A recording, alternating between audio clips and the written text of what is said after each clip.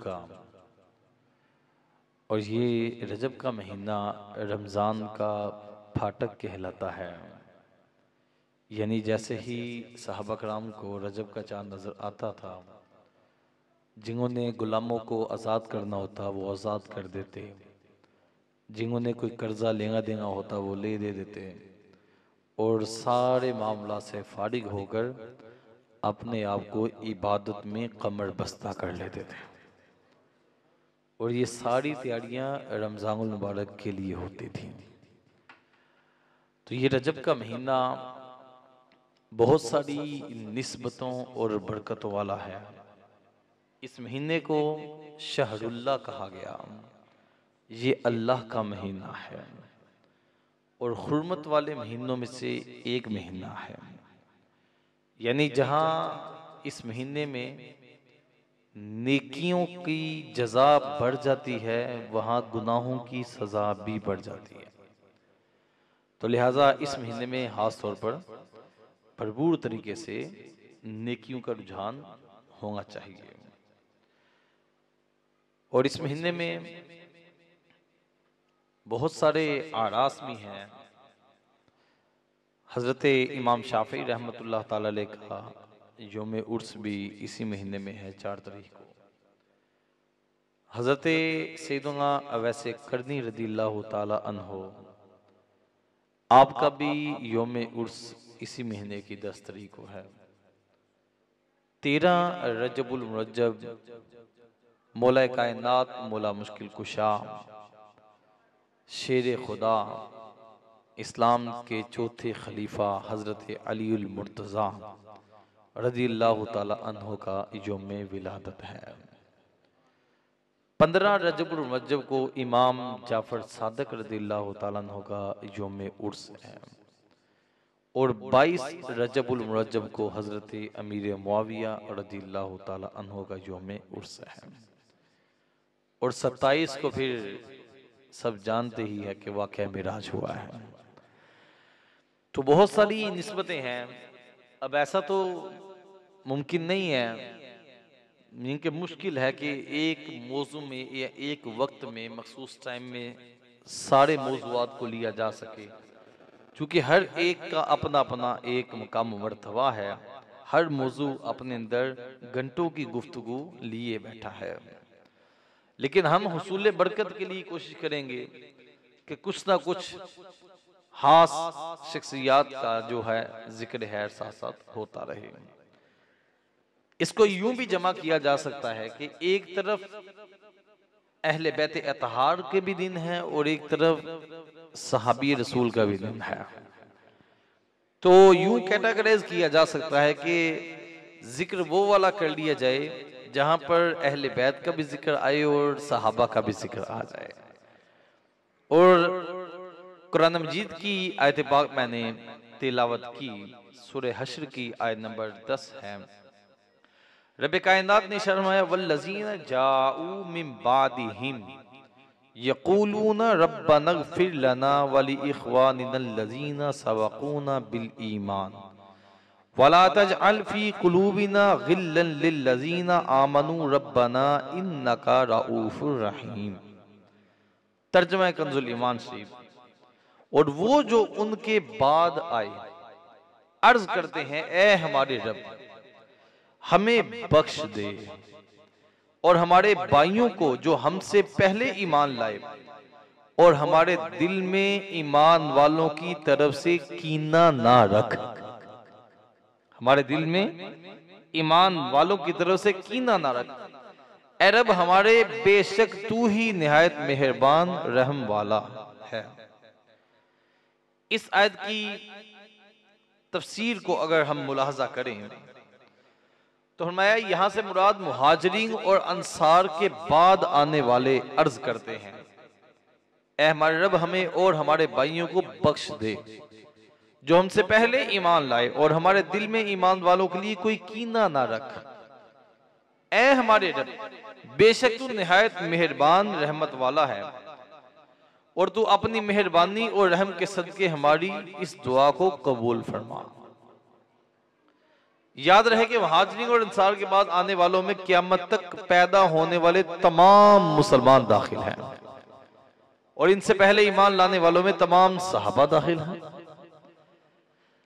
अब सहाबा कराम से बुग़्ज़ रखने वाले ईमान वालों की अक़साम से खारिज है, जो सहाबा से बुग़्ज़ रखते हैं। मैं इससे मालूम हुआ कि सहाबा कराम के बारे में दिल में कीना ना रखना ईमान की अलामत है और इनके बारे में बुग़्ज़ से बचने की दुआ करना मुसलमानों का तरीका है। मुफ्ती नईमुद्दीन मुराद आबादी रहमतुल्लाह अलैह फरमाते हैं, जिसके दिल में किसी सहाबी की तरफ से बुग़्ज़ या कदूरत हो और वो उनके लिए दुआए रहमत और इस्तिग़फ़ार ना करे, वो मोमिनीन की अक़साम से खारिज है। क्योंकि यहाँ मोमिनीन की 3 किस्में फरमाई गई, मुहाजिर, अंसार और इनके बाद आने वाले जो इनके ताबे हों, जो इनकी इत्तिबा करें। है सहाबा कराम वो मुबारक हस्तियां हैं जिन्हें अल्लाह रब्बुल इज़्ज़त ने अपने प्यारे हबीब सल्लल्लाहु अलैहि वसल्लम के सोहबत इख्तियार करने के लिए मुतअ फरमाया और इनकी अज़मत शान को कुरान मजीद में बयान फरमाया। लेकिन अफसोस, कुछ लोग खुद को मुसलमान कहते और इनके सीने सहाबा के बुग़्ज़ से बड़े हुए। इन्हें सहाबा कराम के लिए इस्तिग़फ़ार करने का हुक्म दिया गया, लेकिन ये इन्हें गालियां देते हैं। उम्मुल मोमिनीन हज़रत सैयदतुना आयशा सिद्दीक़ा रज़ियल्लाहु ताला अन्हा ने फरमाया, लोगों को हुक्म तो ये दिया गया है कि सहाबा कराम के लिए इस्तिग़फ़ार करें और करते ये हैं कि इन्हें गालियां देते हैं। तो ऐसे लोगों के लिए चंद अहादीस में से मैं आपके सामने पढ़ता हूं। हज़रत अब्दुल्लाह बिन मुग़फ़्फ़ल रज़ियल्लाहु ताला से रिवायत है, रसूल करीम सल्लल्लाहु ताला अलैहि वसल्लम ने फरमाया, मेरे सहाबा के मुताल्लिक अल्लाह से डरो, मेरे सहाबा के मुताल्लिक अल्लाह से डरो, मेरे सहाबा के बारे में अल्लाह से डरो। 3 मरतबा फरमाया। मेरे बाद इन्हें निशाना ना बनाओ, क्योंकि जिसने इनसे मोहब्बत की तो मेरी मोहब्बत की वजह से की, इनसे मोहब्बत की मेरी मोहब्बत की वजह से, और जिसने इनसे बुग़्ज़ रखा तो मेरे बुग़्ज़ की वजह से। इनसे बुग़्ज़ रखा और जिसने इन्हें सताया उसने मुझे सताया, और जिसने मुझे सताया उसने अल्लाह को इज़ा दी, और जिसने अल्लाह को इज़ा दी तो करीब है कि अल्लाह उसे पकड़े। तिर्मिज़ी शरीफ की हदीस है। इसी तरह हमें नबी करीम सल्लल्लाहु ताला अलैहि वसल्लम के सहाबा कराम अलैहिम रिज़वान और अहले बैत अतहार, इन दोनों के मामले में ये कसरत से गुफ्तगू इसलिए की जाती है कि जितनी बीमारी ज्यादा हो ना, उतना इलाज भी ज्यादा करना पड़ता है। तो बीमारी माशरे में चूंकि बढ़ती चली जा रही है, तो इस हवाले से हमें उसका इलाज भी उसी हवाले से ज्यादा करना पड़ेगा। किसी बंदे को सर दर्द भी होगा, पेट दर्द भी हो, लेकिन उसको टांग में कैंसर निकल आएगा तो उसको सर दर्द भी भूल जाती है, पेट दर्द भी भूल जाती है। वो कहता है पहले ये कैंसर का इलाज करो, ये तो फिर ठीक होती रहेगी। सरतान उसकी जान ले जाएगा ना। तो ये बुग़्ज़े सहाबा वाला सरतान ऐसा है, ये ईमान ले जाएगा। इस पर गुफ्तगू करना जो है ना, इस हवाले से भी एक जरूरी अमर है। मौला अली रज़ियल्लाहु ताला अन्हु, आपका चूंकि दिन अल्हम्दुलिल्लाह हमने मनाया और अल्लाह रब्बुल इज़्ज़त का फजल है, धूमधाम से मौला अली रज़ियल्लाहु ताला के दिन को मनाया गया। कल भी महल्ले में अल्हम्दुलिल्लाह मलिक इलियास साहब के घर में महफिल ज़िक्र मौला अली थी अल्हम्दुलिल्लाह। उसमें से भी कुछ बातें आपके सामने अर्ज करूंगा, चूंकि सब अहबाब कल वहां पर नहीं थे और कुछ जायद है, ताकि हमारे कुलूब और ज़हान को मुनव्वर करने के लिए ये जिक्र जो है बरकतों वाला हो। और चूंकि मौला अली रज़ियल्लाहु ताला की फजीलत हजरत अमीर मुआविया रज़ियल्लाहु ताला से ज्यादा है, इसलिए जिक्र में भी इनको हमने मुकद्दम किया। जिक्र में भी इनका जिक्र मुकद्दम किया, इसलिए हम वहीं से शुरू करते हैं। मौला अली रज़ियल्लाहु ताला अन्हु के बारे में आपके फैसला करने की ताकत और फरासत मालिक कायनात ने बहुत ज्यादा अता फरमाई थी।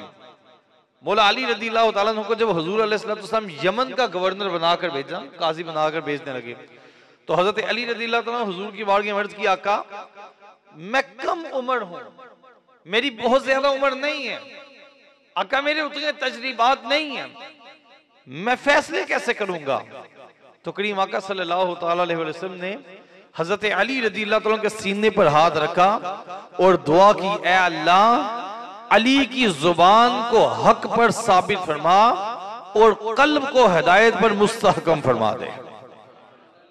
हजरत अली फरमाते हैं, इस दुआ के बाद मुझे कभी किसी फैसले में तरद्दुद नहीं हुआ, परेशानी नहीं हुई। फिर वो फैसले मौला अली ने किए कि बंदे की अकल दंग रह जाती है कि ये फैसला कैसे हो गया। किस तरह मौला अली रज़ियल्लाहु ताला अन्हु फैसले का फहम और फरासत रखा करते थे। और हजरत बरा बिन आजिब से रिवायत है कि यमन के एक शख्स ने अपने गुलाम को अपने बेटे के साथ कूफा भेजा। यमन का बंदा था, उसने अपने गुलाम के साथ अपने बेटे को कूफा भेजा। रास्ते में उस बेटे और उस गुलाम का आपस में झगड़ा हो गया। अब गुलाम गालियां देता था और वो बेटा उसे मारता था। अब चलते चलते मुकदमा मौला मुश्किल कुशा शेर हुदा अली मुर्तजा करमल्लाहु ताला वजहुल करीम के दरबार में पहुंचा। गुलाम ने दावा ये कर दिया कि ये मेरा गुलाम है और मुझे बेचना चाहता है। समझे बात को? उल्टा पड़ गया, कोई गवाह भी नहीं था, कोई मामला भी नहीं था ऐसा।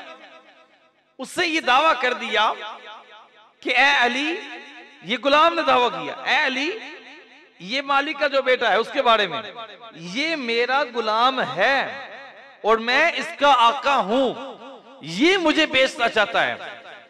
अब दूसरा बंदा कह रहा था कि ये मेरे बाप का गुलाम है। मौला अली रज़ियल्लाहु ताला अन्हु ने एक शख्स से फरमाया ये सामने दीवार है, इसके अंदर 2 सुराख करो, 2 सुराख करो इसके अंदर। 2 बड़े सुराख किए और इन दोनों को हुक्म दिया, दोनों इसके अंदर सर घुसा लो।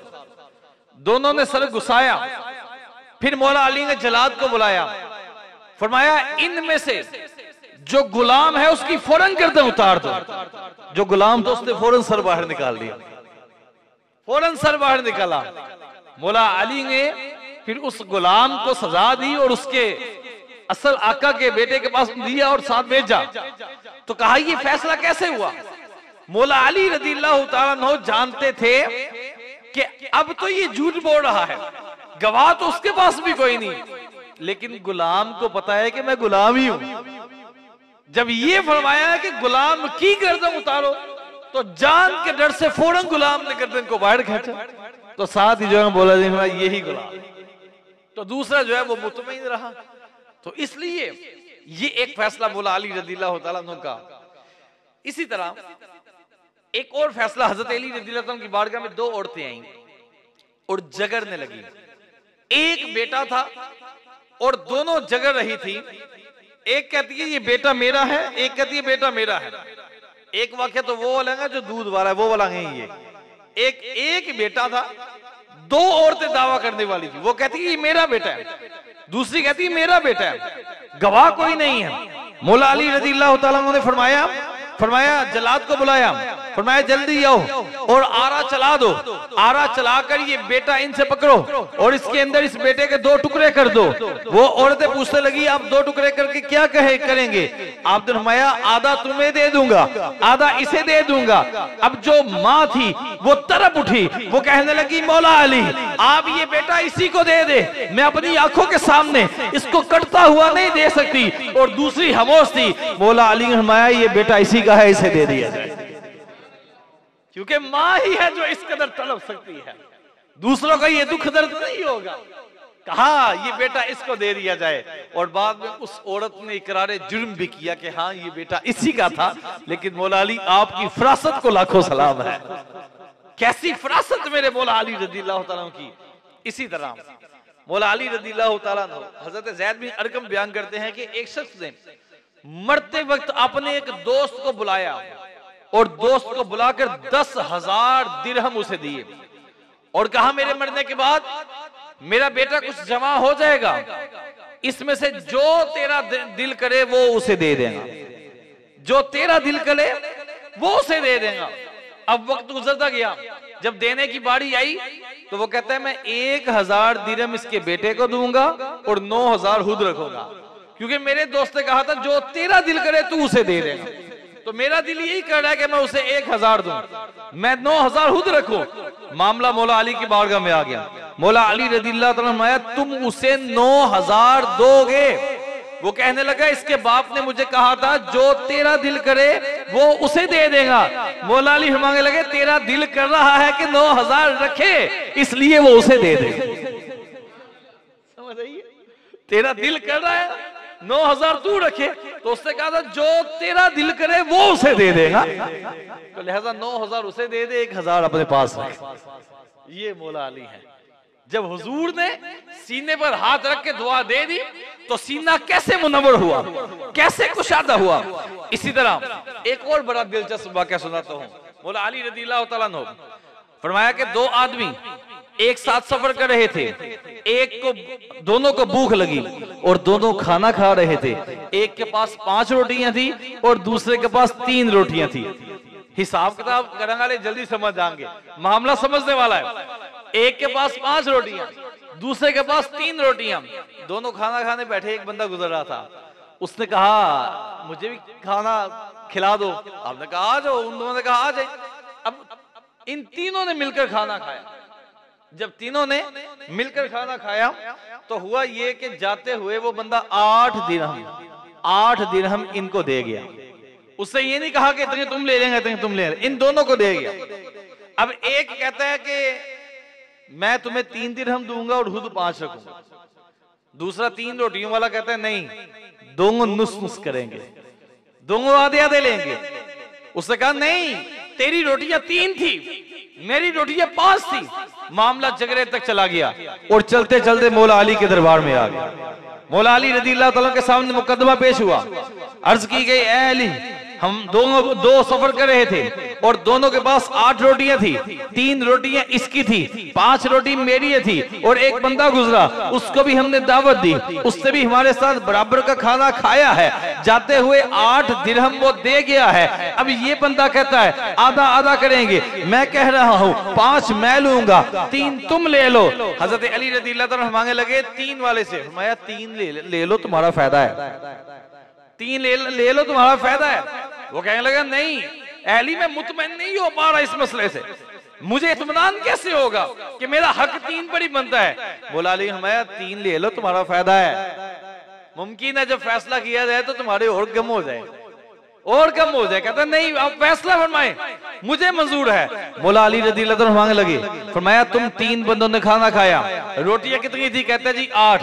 कहा बिल फर्ज 3-3 टुकड़े किए जाए हर रोटी के, कुल टुकड़े कितने हुए? कहने लगे 24 टुकड़े हुए। कहा अब 24 टुकड़े जो हुए हैं, 3 बंदे खाने वाले हैं, तो हर बंदे ने कितने कितने टुकड़े खाए? कहा हर बंदे ने 8-8 टुकड़े खाए हैं। फरमाया तेरी रोटियां कितनी थी? कहने लगा मेरी रोटियां 3 थी। कहा 3 रोटियों के 9 टुकड़े बने, 8 टुकड़े तो तुमने खाए हैं, 1 टुकड़ा बाहर से आने वाले ने खाया है, और तेरे दोस्त के पास जो थी रोटियां उसके 15 टुकड़े हुए, 8 टुकड़े उसने खाए और 7 टुकड़े उसने दूसरे को खिलाए हैं। तो पता ये चला उस 8 दिरहम में से 7 का हकदार ये है और 1 का हकदार तुम।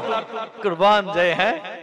कैसा फैसला, कैसा तदब्बुर है, कैसी फहमो फरासत है मौला कायनात शेर खुदा रज़ियल्लाहु ताला अन्हु की।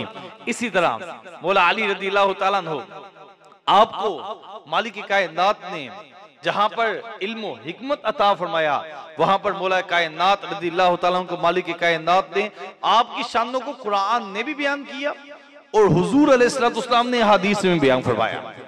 मौला मुश्किल कुशा की शानों को कुरान ने बयान किया। लेकिन मैं एक बात कहता हूँ, मैं कहता हूँ 3 लाख, मेरे पास हवाला मौजूद है इधर किताब में, 3 लाख रवायतें रवाफिज ने हजरत अली रज़ियल्लाहु तआला की शान में और अहले बैत अतहार की शान में गढ़ी हैं। और मैं कहता हूँ गढ़नी तो उसके लिए होती है जिसकी हो ना है। कादियानी अगर मिर्जे की शान अपने तौर पर कहीं से बयान करते हैं तो हम कहते हैं गढ़ी है जनाब, उसकी पहले ही शान कोई नहीं। और लेकिन यार मौला अली है, इनकी शानों को कुरान ने भी बयान किया, इनकी शानों को रसूल करीम सल्लल्लाहु अलैहि वसल्लम ने भी बयान किया, इनकी शानों को सिद्दीक़ अकबर ने भी बयान किया, फारूक आज़म ने भी बयान किया, उस्मान गनी ने भी बयान किया। मौला अली ने खुद इन रिवायतों को बयान किया है और आज तक उम्मत के औलिया ये बयान करते रहे, क्योंकि वलायत उस वक्त तक मिल ही नहीं सकती जब तक मौला अली मोहर ना लगा दे। और मैं एक जगह पढ़ रहा था, पिछली उम्मतों में भी जितने औलिया गुजरे हैं उनको भी रूहानी फैज मौला अली से मिला है, रूहानी फैज मौला अली से मिला है।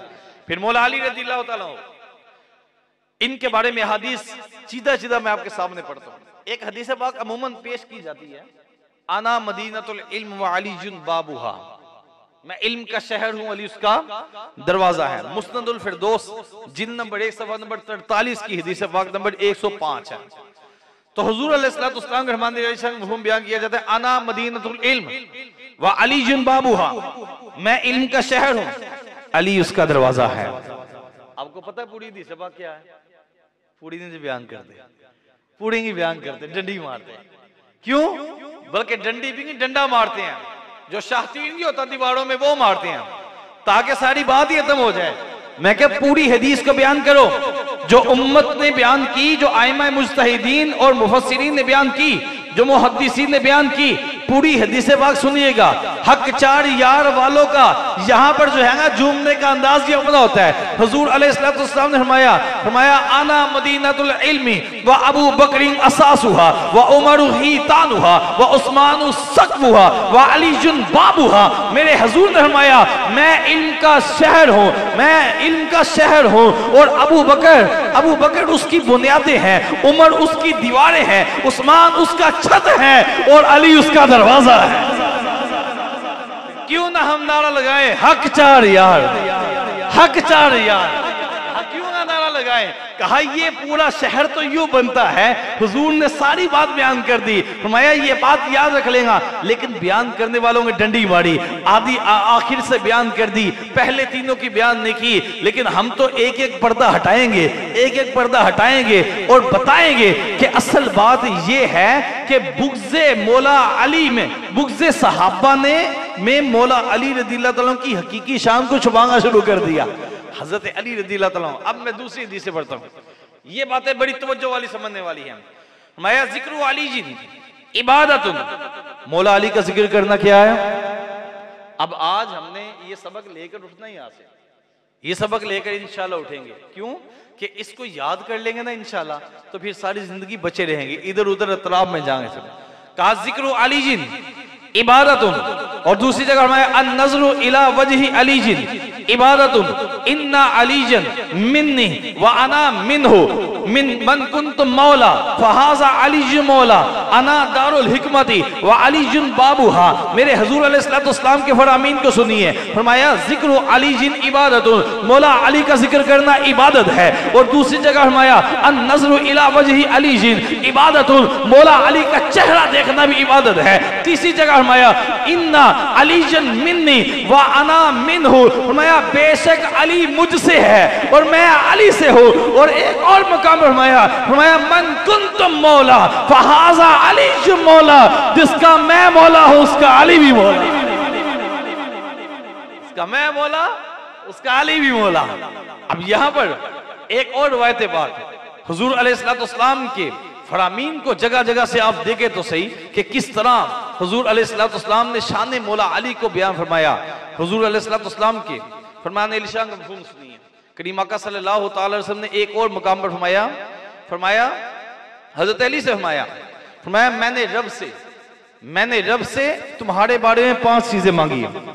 अली मैंने रब से तुम्हारे बारे में 5 चीजें मांगी हैं।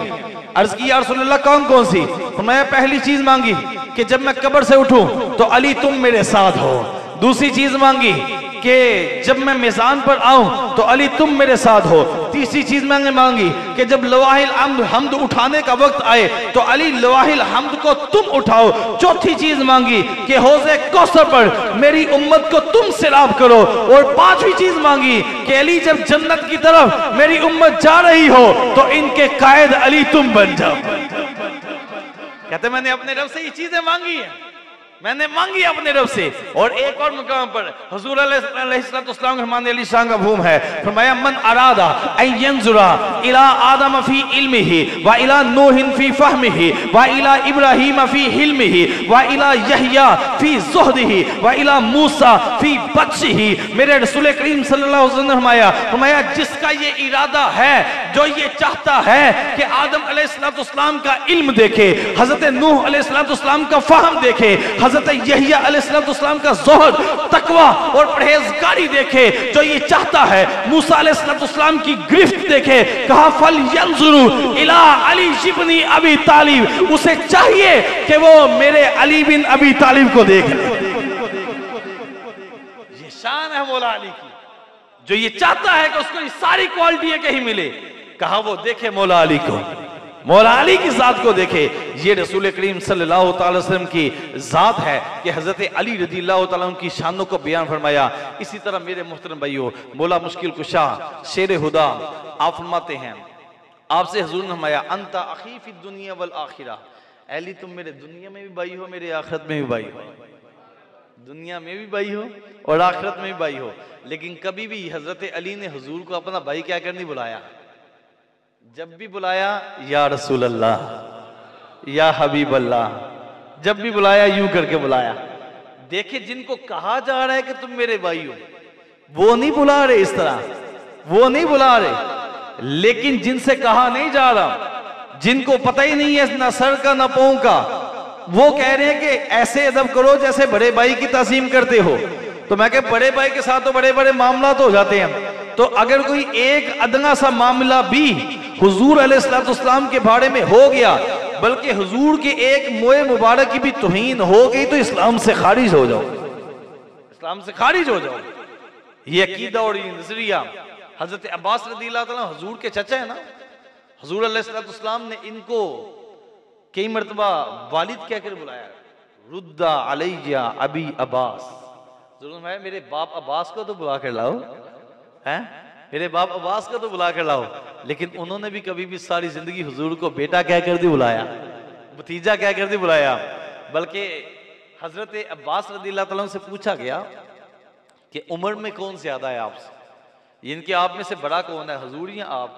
तो आपने फरमाया बड़े तो हुजूर ही हैं, बड़े तो हुजूर ही हैं, लेकिन दुनिया में मैं पहले आया था। कैसा प्यार है, कैसी मोहब्बत हुजूर अलैहिस्सलाम से। फिर सुनिए मौला अली रज़ियल्लाहु ताला का अपना फरमान है, फरमाया ला यज्तमयु हुब्बी व बुग़्दु अबी बकरिन व उमर फी क़ल्बि मोमिन। हजरत अली रज़ियल्लाहु ताला फरमाते हैं मेरी मोहब्बत और अबू बकर और उमर का बुग़्ज़ किसी मोमिन के सीने में जमा नहीं हो सकता। जिस सीने में, जो सीना ऐसा है ना, वो कहता है मैं मौला अली से प्यार करता हूं लेकिन उनसे नहीं करता, कहा यह मोमिन का सीना हो सकता नहीं।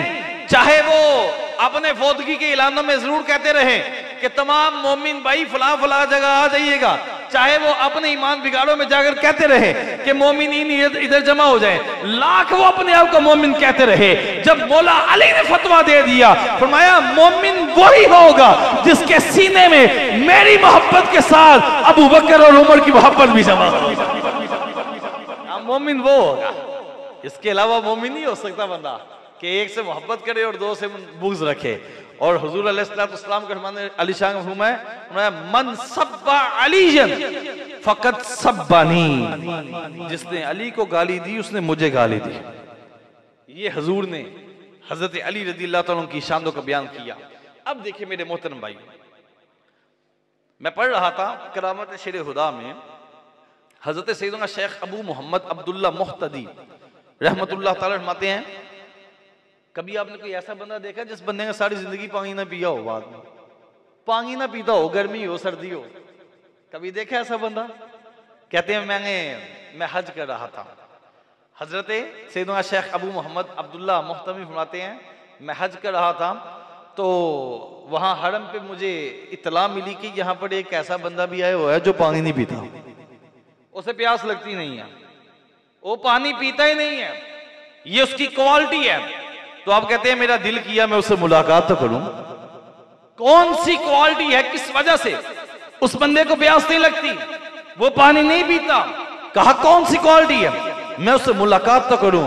कहते हैं मैं जब उससे मुलाकात की तो उसने कहा मैं हिल्ला का बशिंदा था और एक दिन ऐसे हुआ कि मैं ख्वाब देख रहा था। ख्वाब में मैंने देखा कि क़यामत कायम हो गई है। मैंने देखा क़यामत कायम हो गई, हिसाब किताब शुरू हो रहा है, लोग दौड़ते हुए आ रहे हैं।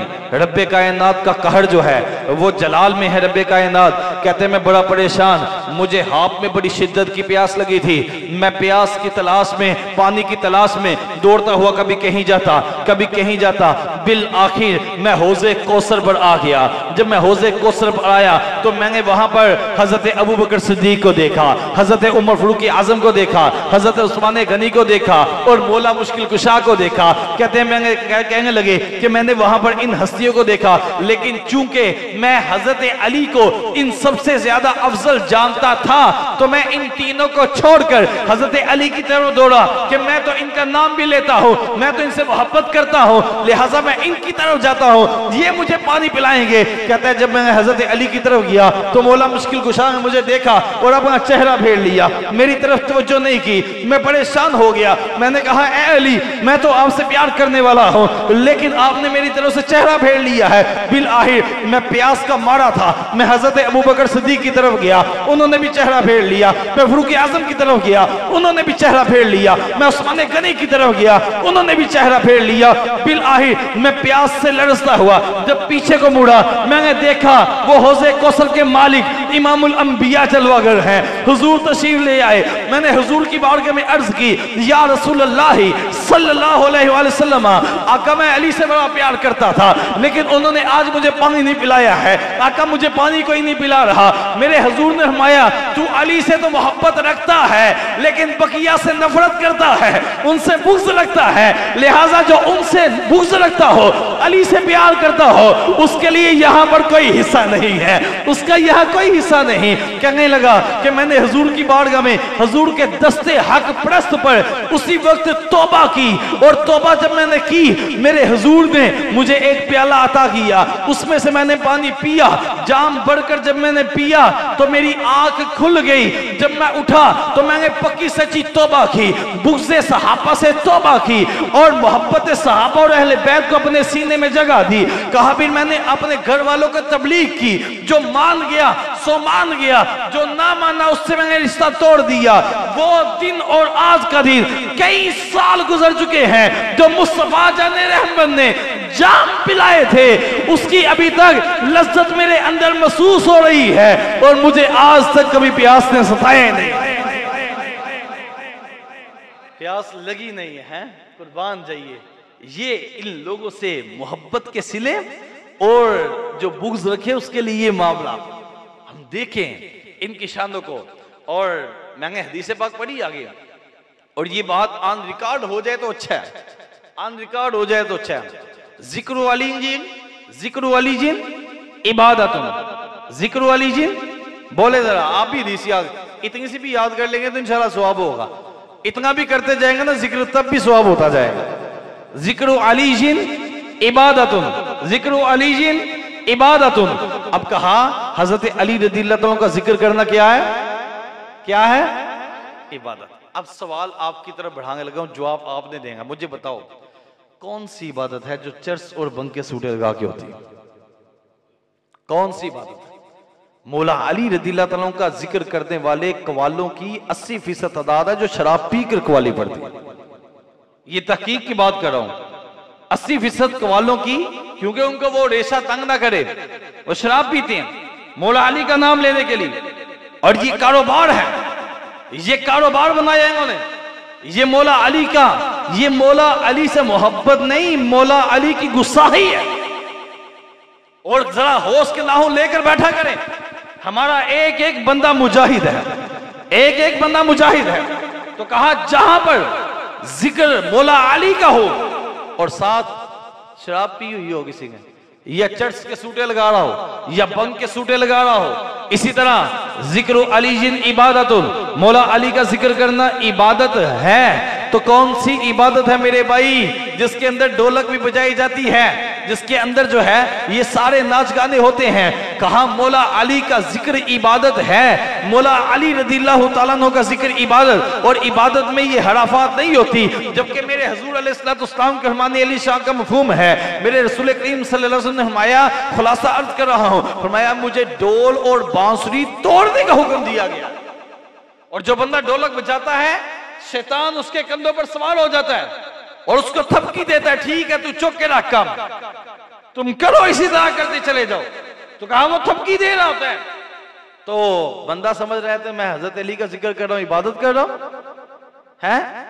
कोई कुरान कहता है कि शराब की हालत में हो तो नमाज के करीब लाओ, क्यों भला, इबादत ही है ना। तो तुम शराबे पीकर इबादत करने जा रहे हो। और अगर माअज़ल्लाह कोई बंदा इसको हलाल जाने तो काफिर हो जाएगा, काफिर हो जाएगा। ये मौला अली है। कौन है? मौला अली है। और एक बात आपके सामने रखना, हमने जिसको माना है ना, जिसको माना है, हमने रसूल करीम सल्लल्लाहु अलैहि वसल्लम की वजह से माना।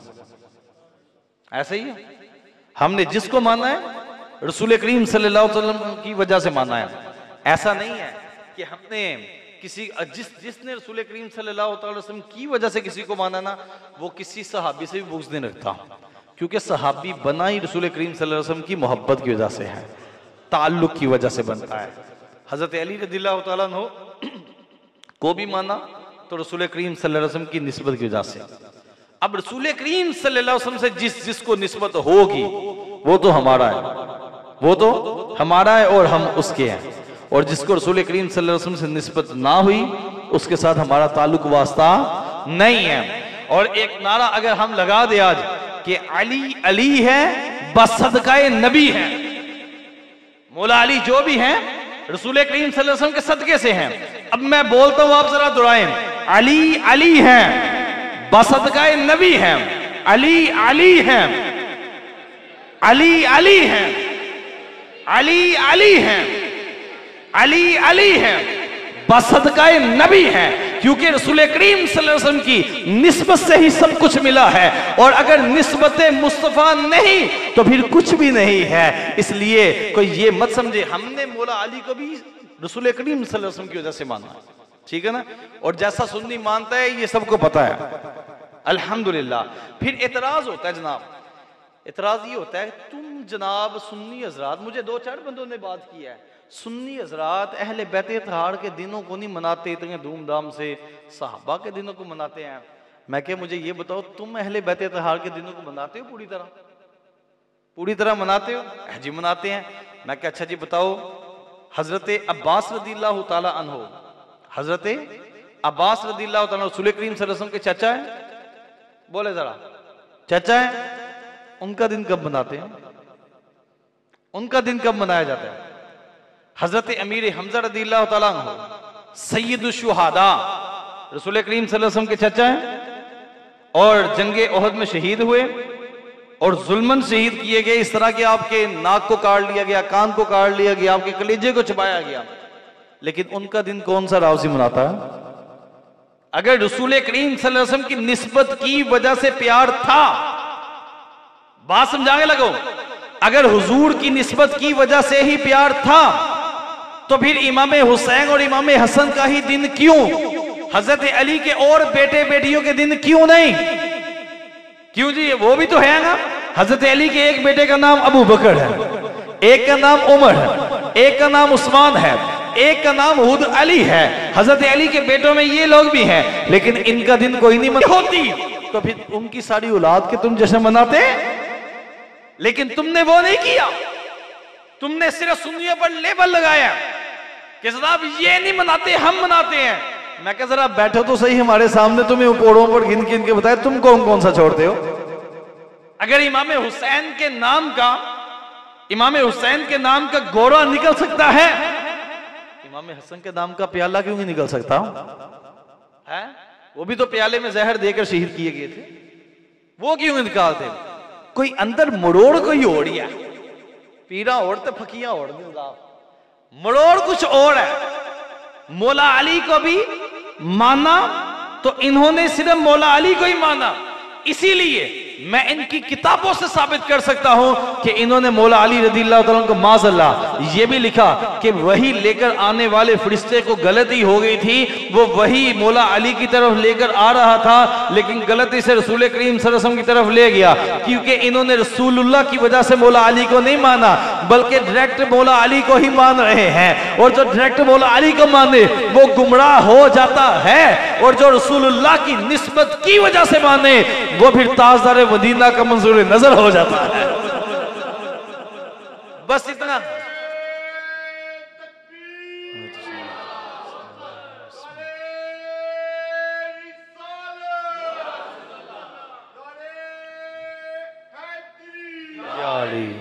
तो कहा ये मौला अली रज़ियल्लाहु तआला की ज़ात पाक है। अब फिर मैं आपको मजीद बताऊं, हमें ज़रूरत इस वजह से पेश आती है कि हदीस पाक है, रसूल करीम सल्लल्लाहु अलैहि वसल्लम के शान में कुछ लोग कहते हैं जनाब गला डाडियां, मैं क्या की करी फिर लानती हो जाई, लानती हो जाई। सुने हुजूर अलैहि सल्लम की हदीस पाक, मेरे करीम आका सल्लल्लाहु अलैहि वसल्लम ने फरमाया इज़ा लाना आखिरु हाज़िहिल उम्मती अव्वलहा, जब इस उम्मत के आखिर में आने वाले पहलों पर लानत करें, जब ऐसा जमाना आ जाए कि बाद में आने वाले पहलों पर लानत करें, उनको बुरा भला कहें, मैं फमन काना इंदहु इल्मुन फलयुज़हिर, मेरे हुजूर माया फिर उस वक्त जिसके पास इल्म हो फिर अपना इल्म जाहिर करे, इल्म जाहिर करे, फिर इंतजार ना करे कि अब सहाबा पर इतराज आ रहा है, अब सहाबा की जातों पर हमले हो रहे हैं और बड़े बड़े बेरिए जो है सहाबा की जातों पर भौंक रहे हैं। कहा उस वक्त उलमा का किरदार क्या होना चाहिए? उलमा फिर ये ना करें कि डंडियां मारना शुरू कर दें। कहा उस वक्त पीर वही माना जाएगा जो अपने इल्म को खोले, गद्दी नशीन वही होगा जो इल्म को जाहिर करे, जो हुजूर अलैहिस्सलाम की मिरास है उसको फिर सवाल करने बैठे, उसको बयान करे लोगों में। फमन काना इंदहु इल्मुन फलयुज़हिरहु, जिसके पास इल्म हो उसे चाहिए कि अपने इल्म को जाहिर कर दे। फइन्ना कातिमल इल्मी यौमा इज़िन का कातिमी मा उनज़िला अला मुहम्मदिन सल्लल्लाहु अलैहि वसल्लम, मेरे हुजूर ने फरमाया कि उस वक्त जब फितने उठ रहे हो, जब मेरे सहाबा को बुरा कहा जा रहा हो, जब बाद में आने वाले पहलों को बुरा भला कहे, उस वक्त इल्म को छुपाने वाला, उस वक्त अपने इल्म को जाहिर ना करने वाला ऐसे ही है जैसे उसने उस चीज को छुपाया जो मोहम्मद रसूलुल्लाह पर नाज़िल की गई थी, यानी किताबुल्लाह को छुपाया। और गोया कि वो बंदा ऐसे है कि उसके सामने ये कहा गया कि माज़अल्लाह मोहम्मद आखिरी नबी नहीं, तो वो चुप करके बैठ गया। गोया कि वो, क्योंकि मा काना मुहम्मदुन अबा अहदिम मिन रिजालिकुम वलाकिन रसूलुल्लाह व खातमुन नबिय्यीन, कहा कुरान की आयत ही है, तो कहा जो मोहम्मद रसूलुल्लाह पर नाजिल हुआ, गोया कि उसने उसको छुपाया।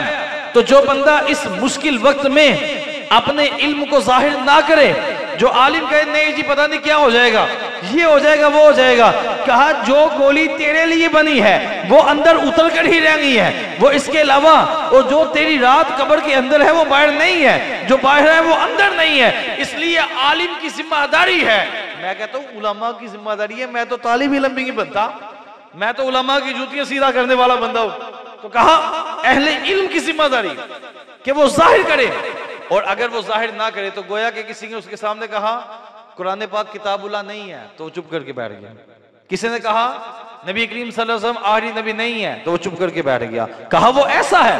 और फिर हुजूर ने आगे फरमाया मन कातमा इल्मन अलजमहुल्लाहु यौमल क़ियामती बिलिजामिन मिनन नार, फरमाया जो अपने इल्म को छुपाएगा रब्बे कायनात क़यामत वाले दिन उसे आग की लगाम डाल देगा, आग की लगाम डालेगा और जलील और रुसवा होगा उस दिन। ये जरूरत है वक्त की कि हम इसको बयान करें कि किसी सहाबी पर अगर कोई तांग करता है, रब का वादा है वकुल्लम वादल्लाहुल हुस्ना, अल्लाह ने सारे सहाबा से जन्नत का वादा किया हो, जब सारे सहाबा से जन्नत का वादा है तो किसी एक को भी बुरा कहना गोया कि नस्से कुरान का इंकार करना है, नस्से कुरान का मुनकिर होगा है। और ये वो दरवाजा है जब खुलता है ना तो लोगों का बेड़ा गर्क हो जाता है, और बड़े बड़ों का बेड़ा गर्क हुआ। और इसी तरह मेरे मोहतरम भाई, हुजूर जंग जहां सल्लल्लाहु अलैहि वसल्लम की अहादीस को समझिए। मेरे हुजूर ने फरमाया, मुस्तदरक लिल हाकिम की हदीस पाक है, फरमाया इज़ा ज़ुकिरा अस्हाबी फअमसिकू, जब मेरे सहाबा का जिक्र किया जाए तो जरा जुबानें लगाम में रखा करो अपने, समझ आइए, कुत्तों की तरह भौंकने ना पड़ जाया करो। जब सहाबा का जिक्र होगा तो जुबानों को लगाम दिया, यानी कि जो जिक्र खैर ना हो उसकी मुराद है, जो जिक्र खैर ना हो, सहाबा का जिक्र गलत तरीके से करे, ओ जी नहीं वो उन्होंने ये कर दिया था, वो उधर ये जंग हो रही थी तो मैं होता तो मैं ये करता, वो होता तो वो ये हो जाता, मैं ये कर देता, तो कहा अपनी जुबानों को लगाम दिया करो। ऐसे हंजीरों की जुबानें, इनको लगाम डालने की हाजत है। और जिन लोगों को ये टेंशन है ना कि जनाब हम तो उम्मत को जोड़ रहे थे और उधर से बिल पास हुआ कि जो सहाबा और अहले बैत पर भौंके उसको सजा दी जाएगी, तो साथ ही वही उम्मत को जोड़ने वाला बोलने शुरू हो गया कि ये बिल सही नहीं है, बिल सही नहीं है। कहा क्यों जनाब, यही तो उम्मत को जोड़ना है कि ना सहाबा को बुरा कहा जाए ना अहले बैत को बुरा कहा जाए, ये तो असल बात है। तो चिट्टी चमड़ी वाला काला बेड़िया सारी बोल पड़ा, और बड़े बड़ों के वो पोल खुले जनाब के अंदर बात कुछ और ही है, दाल काला है तो कहा बल्कि दाल ही सारी काली है। इज़ा ज़ुकिरा अस्हाबी फअमसिकू, फरमाया जब गुफ्तगू करते हो तो मेरे सहाबा का तज़किरा छिरे तो जुबानें रोक लो, जुबानें बंद कर लो मेरे सहाबा के बारे में। फरमाया फअमसिकू, ये तंबीह है, फमन अहब्बाहुम फबिहुब्बी अहब्बाहुम, तो बस जो उनसे मोहब्बत करता है वो मेरी मोहब्बत की वजह से करता है, जो उनसे प्यार करता है वो मेरे प्यार की वजह से। वमन अबगदहुम फबी बुग़दी अबगदहुम, और जो सहाबा से बुग़्ज़ रखता है तो वो दरअसल मेरे बुग़्ज़ की वजह से उनसे बुग़्ज़ रखता है। हुजूर अलैहिस्सलाम ने फिर आखिरी बात आपको एक और यहां पर समझाऊं इस हवाले से, मुस्तदरक की ही हदीस पाक है और 6715 नंबर हदीस पाक। हुजूर ने फरमाया, अच्छा जी जो सहाबा पर भौंकता है ना, सहाबा को बुरा भला कहता है, वो यकीन जाने अल्लाह रब्बुल इज्जत से टक्कर ले रहा है। वो कैसे मोहतरम? वो इस तरह के वो रब्बे कायनात के इख्तियार को ठुकरा रहा है। हदीस बात सुनिए,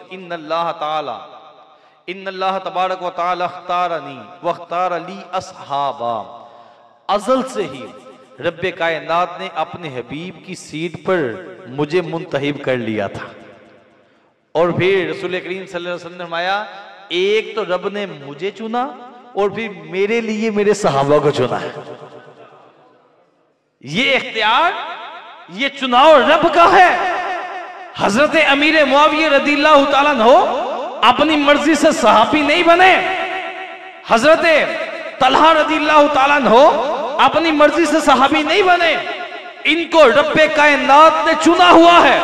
और जो अब इन पर भौंकेगा गोया कि वो रब्बे कायनात के चुने हुए पर भौंक रहा है, और रब के साथ जो मुकाबला करने वाला है वो ज़लील रसवा ही होगा। तो हमारे वख्तार अली अस्हाबा, मेरे लिए रब्बे कायनात ने मेरे सहाबा को चुना है। यार हुजूर के लिए मुझे बताओ, कोई अपने महबूब के लिए कोई माड़ी चीज भी चुनेगा? है रसूल करीम सल्लल्लाहु अलैहि वसल्लम रब के महबूब है या नहीं है? हैं महबूब है या नहीं है? यार मेरे पास सारे इख्तियारात हो बिलफर्ज, तो मैं अपने महबूब के लिए कोई माड़ी चीज चुनूंगा? कहा कब कतन माड़ी चीज नहीं चुनूंगा। मैं कायनात की अजीम तरीन चीज अपने महबूब के लिए चुनूंगा क्योंकि मेरे पास इख्तियार है। और रब्बे कायनात जिसकी तौफीक से ही आगे सारे इख्तियारात है, जो अजल से ताकतों वाला है, जो हमेशा से है, हमेशा रहेगा।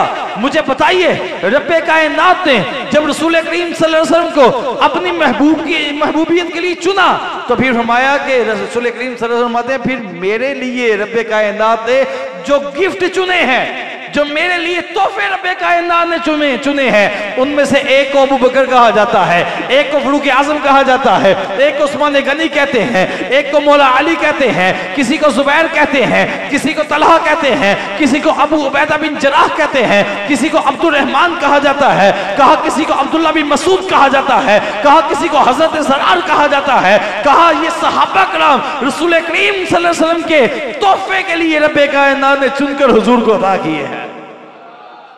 रब का दिया हुआ तोहफा हमारा हो सकता है?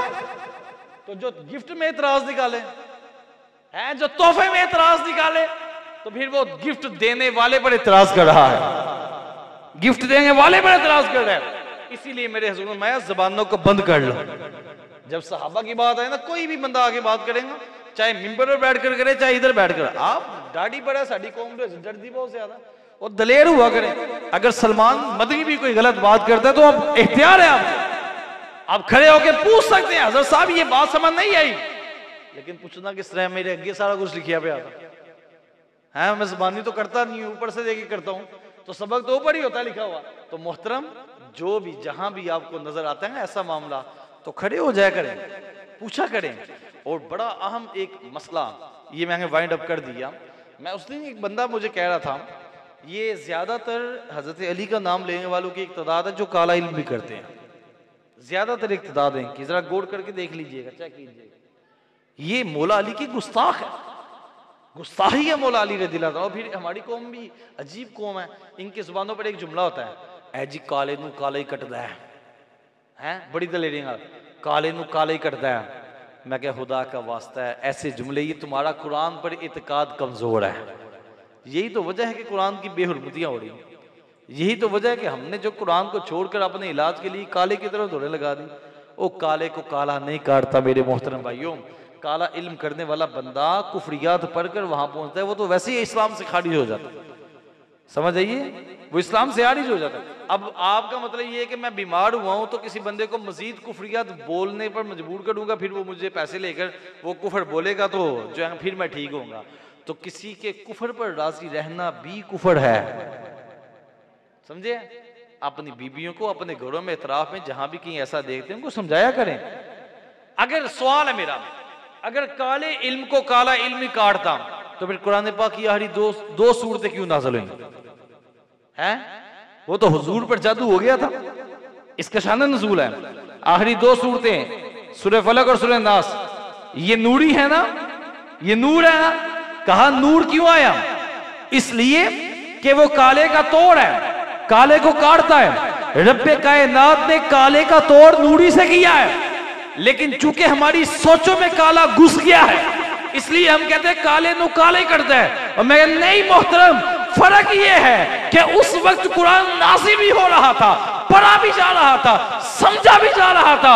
हमने दरसे कुरान अगर तुमने ना बुलाया होता, ये जमाना ना जमाने में दिखाया होता, और वो मुअज़्ज़िज़ से जमाने में मुसलमान होकर हम हार हुए, तारीके कुरान होकर हम कुरान से दूर हुए, तो इसलिए हमें लगा कि काले को काला काटता है। वगरना हजरत खालिद बिन वलीद रज़ियल्लाहु तआला के सामने एक बादशाह ने, ईसाई ने, वो जहर की शीशी रखी, कहा तुम्हारा कुरान तो हक है, अगर तुम्हारा दीन सच्चा है तो ये जहर पी कर दिखाओ। हजरत खालिद बिन वलीद रज़ियल्लाहु तआला आपने बिस्मिल्लाहिर्रहमानिर्रहीम पढ़ी और वो पूरी जहर की शीशी पी गए। आप बैठे रहे, वो बादशाह देखता रहा, वो कहने लगा कि जो जहर आपने पिया है अगर इसका एक कतरा भी आप पी लेते तो आपकी फौरन हलाकत हो जानी थी, लेकिन आपको हुआ कुछ नहीं। आपने कहा चुप कर, मैंने रब का कलाम पढ़ा है, मैंने रब्बे कायनात का कुरान पढ़ा है, और बिस्मिल्लाहिर्रहमानिर्रहीम पढ़ते ही ये मेरे सामने जहर नहीं, ये पानी बन गया,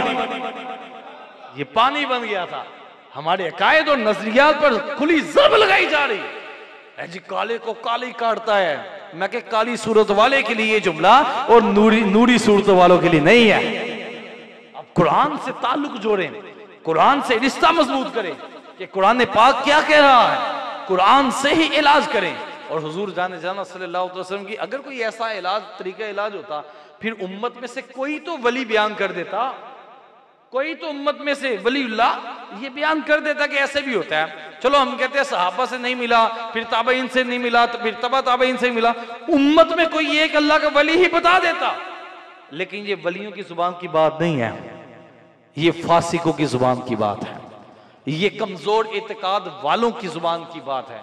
इसलिए मेरे मोहतरम भाइयों, अपने आप को ऐसी उलझनों में ना उलझाएं, निकाले यहाँ से। इस महीने में इंशाअल्लाह ज़ोजल हमने शब मिराज करीबी प्रोग्राम हो, ज़रूर भी ज़रूर वहाँ पर भी शिरकत करें, उलमाए अहले सुन्नत के बयानात को समाअत फरमाएं और कोशिश किया करें ज़्यादा से ज़्यादा अपने उलमा से वाबस्ता रहें।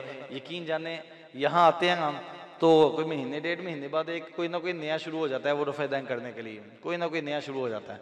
वो मैं क्या जनाब है कि हो गया है जी, वो मोबाइल के अंदर बैठ कर ना वो नासूर है ना जो जेलम का, उसे सुनते रहते हैं, उसे सुनते रहते हैं, तो बाद वो आके यहाँ पर रफ़ा दैन शुरू कर देते हैं। बड़े हालात ख़राब है, आगे पीछे आप निकलेंगे तो फिसल जाएंगे, हर तरफ आजमाइश और परेशानी है। तो अपनी ईमानों को बचाएं, उलमाए अहले सुन्नत से वाबस्ता रहे। अभी ये आपको मैं बता दूं, ये रफ़ा दैन वाला जो मसला है ना, ये कोई एतकादी मसला नहीं है कि बंदा इसको अपने अकीदे का मसला बना ले, लेकिन रफ़उल यदैन रसूल करीम सल्लल्लाहु अलैहि वसल्लम से आखिरी ज़िंदगी में मना साबित है कि हुजूर ने मना फरमा दिया था, करना भी साबित है कि हुजूर ने किया हुआ है। लेकिन एक अमल हुजूर ने सारी ज़िंदगी किया हो और बाद में मना फरमा दे तो उसका मतलब क्या होगा? मनसूख हो गया ना, मनसूख हो गया, अब नहीं किया जाएगा। लेकिन जो किसी इमाम की तकलीद में करता है, उन तो जो कहेंगे बुजुर्गों से पाक भी करते थे, मोहतरम बुजुर्गों से पाक भी करते, जो किसी इमाम का मुकल्लिद होकर करता है तो फरमाया कि इमाम मुज्तहिद होता है, और मुज्तहिद अगर इज्तिहाद करे तो उसका इज्तिहाद दुरुस्त साबित हो तो उसे 2 सवाब मिलते हैं, एक इज्तिहाद करने का और एक दुरुस्तगी का। और अगर उसका इज्तिहाद गलत साबित हो तो फिर भी वो गुनाहगार नहीं होता, उसे 1 सवाब कोशिश करने का मिलता है। तो वो तो उस सवाब के तहत 1 सवाब से चल रहे हैं, लेकिन तुम तो मुशरिक कहते हो मुकल्लिद को। तुम्हारी किताबों में लिखा हुआ है, इनकी किताबों में लिखा, वो कहते हैं जी मुकल्लिद होते ही मुशरिक है। तो जब वो मुशरिक होता है तो उनकी किताबों के हवाले क्यों देते हो? फिर एक और बात आपको बताऊं, मेरे नौजवानों के लिए तोहफा ही है।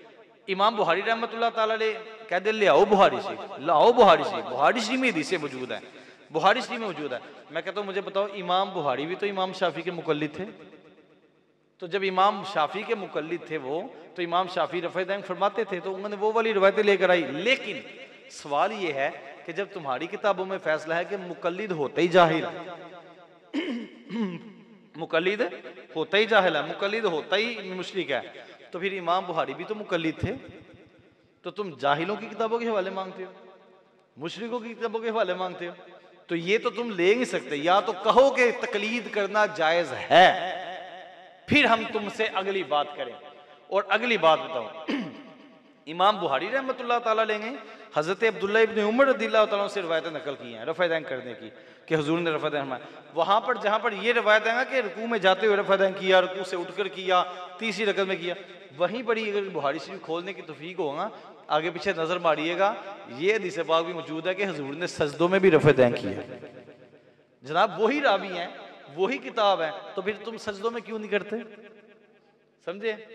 और अगली बात उसूल हदीस है, हदीस का उसूल है कि जब कोई रावी रिवायत को बयान करे और उसकी रिवायत अपने फेल के उलट हो जाए, यानी कि बयान वो कुछ कर रहे हैं, खुद उनका अमल साबित नहीं, फरमाया फिर उनकी रिवायत काबिल कबूल नहीं रहती, वो बरकत के लिए रख दी जाती है। तो कोई साबित करे हजरत अब्दुल्ला इब्न उमर रज़ियल्लाहु ताला अन्हु आखिरी वक्त तक रफ़ा दैन करते थे, कोई माई ख्याल साबित करे, मैं हाजिर। दूसरी बात, बल्कि इससे भी अगली बात सुने, कुरान पाक के पहले मुफस्सिर हजरत अब्दुल्ला इब्न अब्बास रज़ियल्लाहु ताला अन्हु नबी करीम सल्लल्लाहु अलैहि वसल्लम के चचा साथ भाई हैं और सय्यदुल मुफस्सिरीन है, सहाबी रसूल भी हैं। समझ आइए, इनकी तफसीर में तो शक किसी को नहीं ना। 18वें पारे की पहली सूरत निकाले, पहली आयत, कद अफलहल मुमिनून अल्लज़ीना हुम फी सलातिहिम खाशियून, इसके तहत आपने लिखा है खाशियून वाली तहकीक, फलाह पाई मोमिनीन ने, वो मोमिन जो अपनी नमाजों में खुशू इख्तियार करते हैं। आप फरमाते हैं खुशू वाली नमाज वो है ला यरफउ यदैहिम, जिसमें हाथों को बार बार न उठाया जाए, कुरान की नस से साबित। और इसमें क्या करता है, लेकिन फिर भी हम कहते हैं मुस्लिम शरीफ के हदीस पाक में वो भी ये तवालत करते हैं, कहते हैं जी उससे मुराद ये है, वो लंबी गुफ्तगू है। मेरे भाइयों इतना समझ लें, हज़रत अबू बकर सदीक, सैयदना फ़ारूक आज़म, उस्मान गनी, मौला अली, मैं तकरीबन 70 से 80 सहाबा के नाम गिनवा सकता हूँ जिनसे रफ़ा दैन आखिरी उम्र तक साबित नहीं है। तो फिर यूं ही उलझा कर कौम को परेशान करके नौजवानों को मैसेजेस के जरिए परेशान करना, ये अजीब तमाशा है यार। कौम आगे बेचारी कोई महंगाई के हिसाब में मुश्किल में फंसी हुई है, कोई किसी आजमाइश में फंसी हुई है, फिर अकायद में डाल देगा, फिर फ्रूई मसाइल में डाल देगा। तो यार निकालो इनको इन मसाइल में, ऐसा नहीं है। और अगर मेरे नौजवान जितने भी आए हैं मेरे भाई, कभी भी आपको कोई मसला होगा इस तरह का, तो खुदारा खुद फैसला करने से पहले पूछ लेगा मुझसे। मेरा नंबर आम चलता है, मैं अभी तक कोई सेक्रेटरी सिक्योरिटी वाला चक्कर नहीं किया हमने। मैं क्या जो आता है वो डायरेक्ट आए, दरवाजे खुले हुए हैं, तसल्ली बख्श इंशाअल्लाह जवाब दे के उनको भेजेंगे और आपको बताएंगे कहाँ कहाँ चोर छुपा हुआ है। तो इसलिए ये मसाइल ऐसे नहीं है कि जिसको हम अपने अना का मसला बनाकर फिर इसको चलाते जाएं। ये शरीयत है और शरीयत रसूल करीम सल्लल्लाहु अलैहि वसल्लम की समझने के लिए होती है। अल्लाह हमें अमल की तौफीक अता फरमाए। आमीन बिजाहि नबील अमीन सल्लल्लाहु अलैहि वसल्लम।